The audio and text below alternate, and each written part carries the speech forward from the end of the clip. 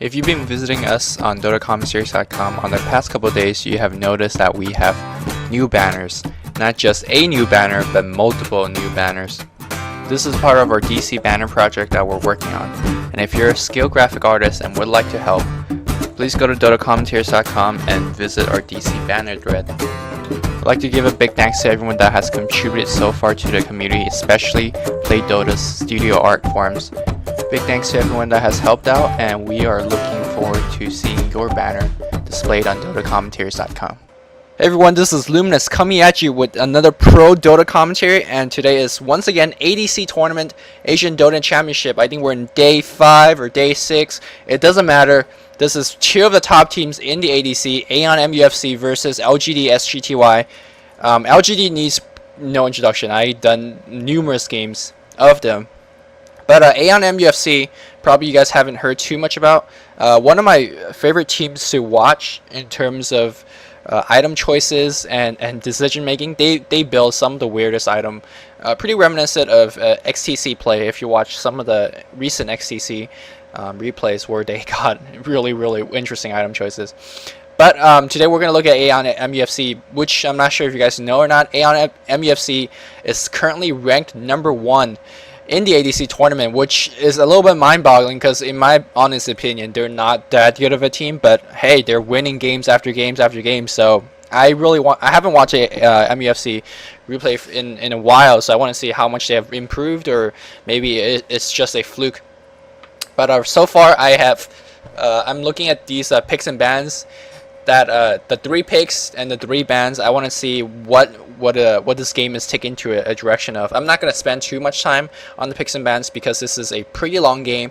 Aeon.MUFC has banned Doombringer, the Visage, and the Pugna. Pretty standard bans, pretty standard ban against the Chinese at least. LGD pretty much banning what they don't face. I don't need to talk too much about these.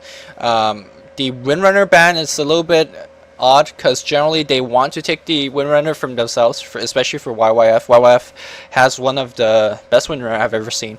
But it's a little interesting that they banned that. And LGD has the first pick. They go for a very safe Witch Doctor first pick, which nothing to complain there.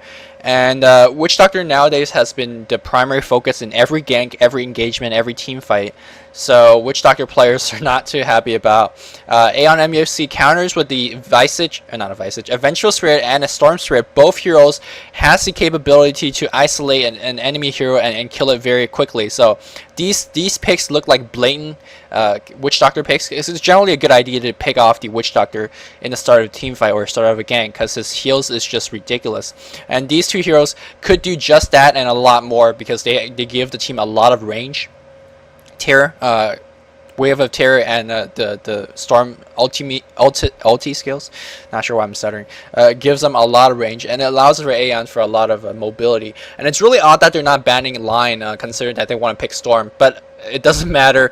LGD counter picks with Kunkka and the Necrolite. I swear if I was in LGD's seat, I would have counterpicked a Line in this case. Line, a very versatile hero, could throw him in a tri-lane or in a solo lane. Regardless, what you want is that Hex, and that Hex allows you to disable that Storm Spirit. Storm Spirit is really difficult to lock down in place. Yes, Kunkka's X allows the Scourge team to gank the Storm Spirit with relative ease, but that's only before he picks up his Lincoln Sphere or BKB. After the BKB or Lincoln Sphere, X won't be useful at all because that, it just won't work.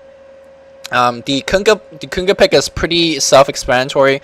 LGD has been favoring Kunkka a little bit. I personally dislike Kunkka as a hardcore carry, but LGD has shown a lot of success with that, so they're gonna go with that, and they're gonna go with Necrolite as a carry as well. Necrolite to me is I don't think it's worth a 3rd pick. Yes, he's a great carry. He could put a lot of trouble with dealing with these kind of heroes, and he doesn't mind being isolated. So if he gets swapped or he gets initiated upon by Storm, he doesn't worry about it too much. Probably he's gonna go Vanguard Hood of some sort and go extremely tanky.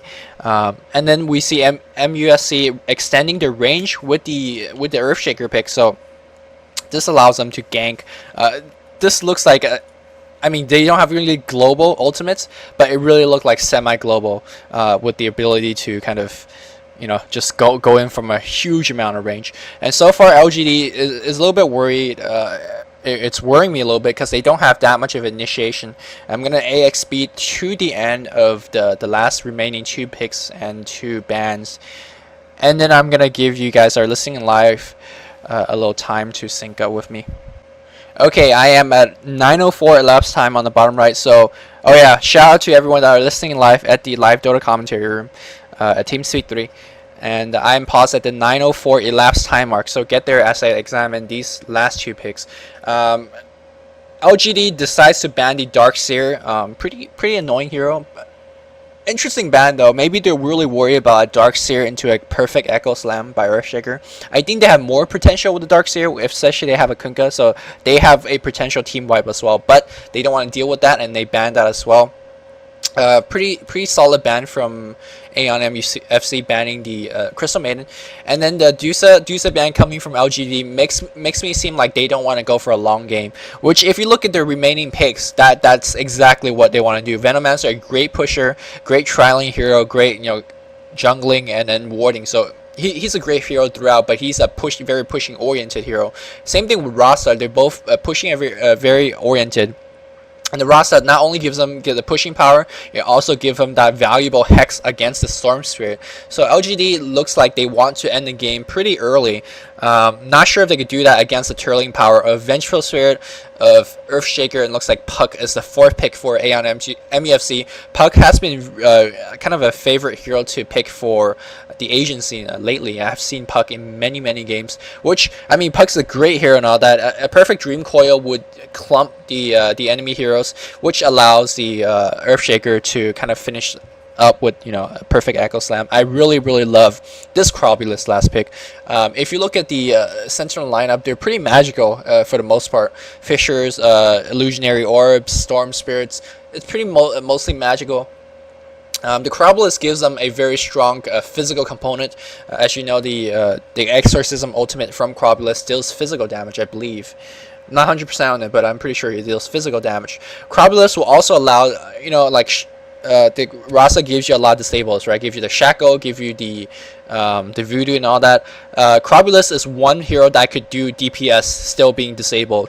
Maybe they're a little bit worried about that, because LGD is very disable heavy. So Crobulus is one hero that once you press X, he'll just do damage for the entire team fight until he dies. And I think he will be going for extremely tanking oriented build. Crobulus is also very dangerous at a point. If he goes to a very late game, he could just stand in front of everyone and basically set up for his teammates to initiate.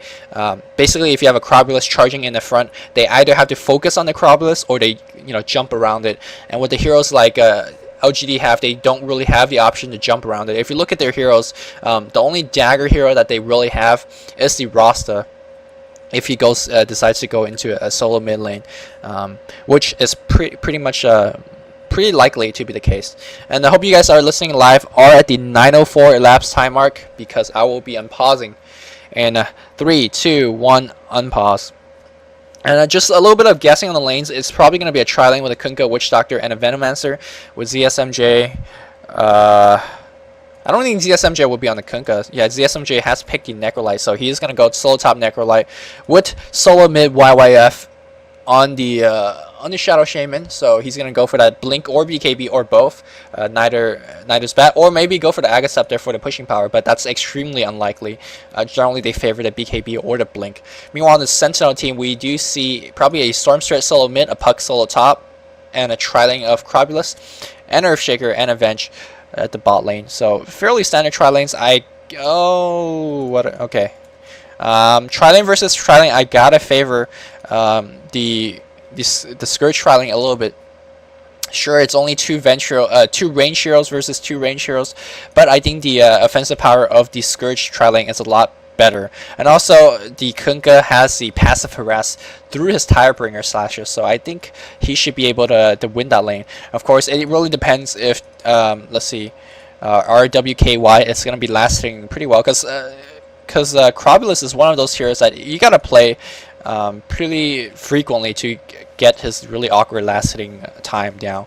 You see that Scourge roaming very offensively. They have a pretty offensive ward placed on the I think this blocks the camp. It should block the camp, and also provides a little bit of vision into the lane, just a little bit.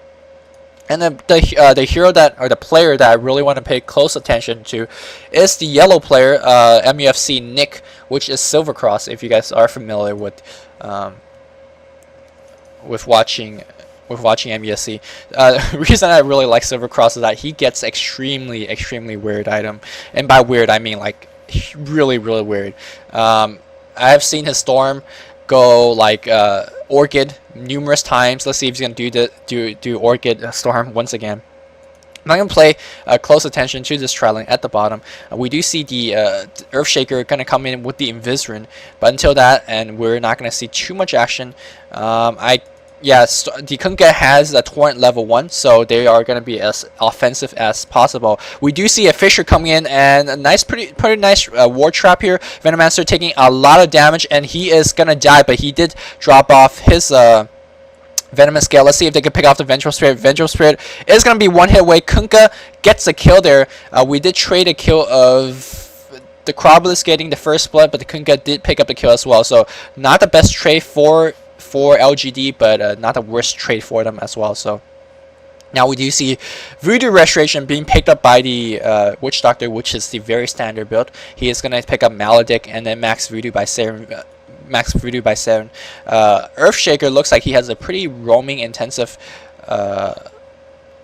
item gear with the 4 clarity, or is he going to just stay in lane? Let's see if there's going to be another War Trap. No, the wrong side of the trap there. A little bit unfortunate.